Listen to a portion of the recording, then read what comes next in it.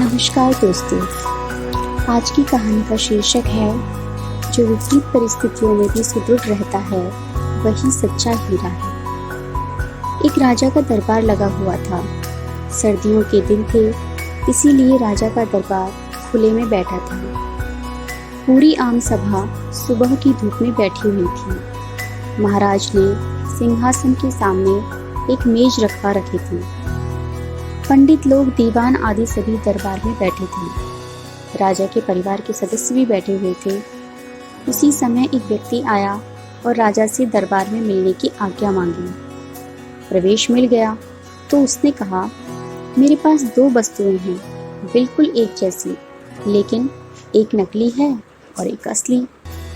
मैं हर राज्य के राजा के पास जाता हूँ और उन्हें परखने का आग्रह करता हूँ, लेकिन कोई परख नहीं पाता। सब हार जाते हैं और मैं विजेता बनकर घूम रहा हूँ। अब आपके नगर में आया हूँ। राजा ने उसे दोनों वस्तुओं को पेश करने का आदेश दिया तो उसने दोनों वस्तुएं टेबल पर रख दी। बिल्कुल समान आकार, समान रूप रंग, समान प्रकाश, सब कुछ नक्श सब समान। राजा ने कहा, ये दोनों वस्तुएं तो एक ही हैं। तो उस व्यक्ति ने कहा, हाँ, दिखाई तो एक सी देती हैं, लेकिन हैं भिन्न। इनमें से एक है बहुत कीमती हीरा और एक है कांच का टुकड़ा, लेकिन रूप रंग सब एक है। कोई आज तक परख नहीं पाया कि कौन सा हीरा है और कौन सा कांच। कोई परख कर बताए कि ये हीरा है या कांच। अगर परख खरी निकली तो मैं हार जाऊंगा और यह कीमती हीरा मैं आपके राज्य की तिजोरी में जमा करवा दूंगा। यदि कोई ना पहचान पाया तो इस हीरे की जो कीमत है उतनी धनराशि आपको मुझे देनी होगी। इसी प्रकार मैं कई राज्यों से जीतता आया हूँ।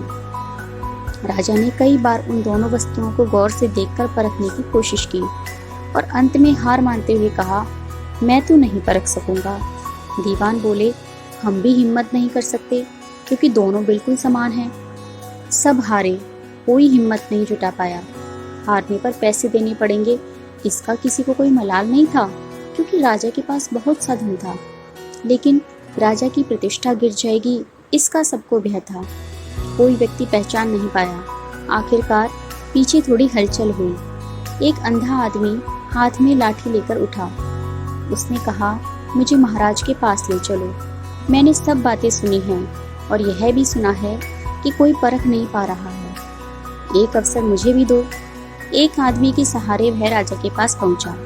उसने राजा से प्रार्थना की, मैं तो जन्म से अंधा हूँ, फिर भी मुझे एक अवसर दिया जाए जिससे मैं भी एक बार अपनी बुद्धि को परखूं और हो सकता है कि सफल भी हो जाऊं, और यदि सफल ना भी हुआ तो वैसे भी आप तो हारे ही हैं।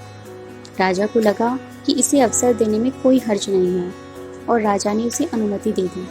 उस अंधे आदमी को दोनों वस्तुएं उसके हाथ में दी गई और पूछा गया कि इनमें कौन सा हीरा है और कौन सा कांच। कहते हैं कि उस आदमी ने 1 मिनट में कह दिया कि यह हीरा है और यह कांच। जो आदमी इतने राज्य को जीत कर आया था वह नतमस्तक हो गया और बोला, आपने बिल्कुल सही कहा, आपने पहचान लिया, आप धन्य है।